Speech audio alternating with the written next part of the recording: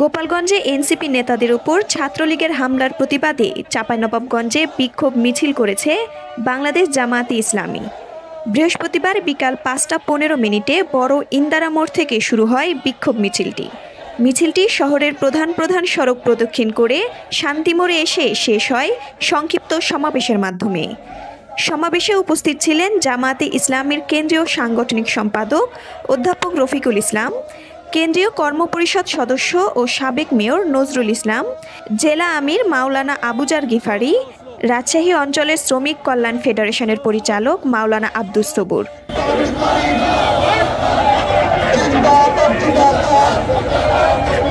এছাড়াও মিছিলে উপস্থিত ছিলেন জেলা সভাপতি অধ্যাপক মোজাম্মেল হক, জেলা নায়েবে আমির অধ্যাপক মোখলেসুর রহমান, জেলা সেক্রেটারি অধ্যাপক আবু বকর, পৌর আমির হাফেজ গোলাম রাব্বানী, সদর উপজেলা আমির হাফেজ আব্দুল আলিম সহ স্থানীয় জামায়াত নেতৃবৃন্দ।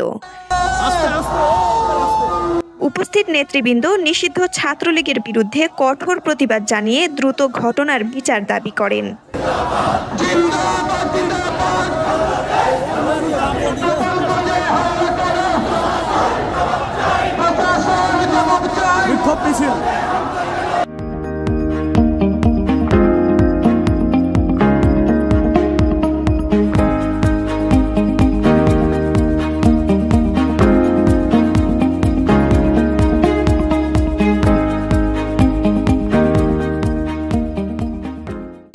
উত্তরভূমি, চাঁপাইনবাবগঞ্জ।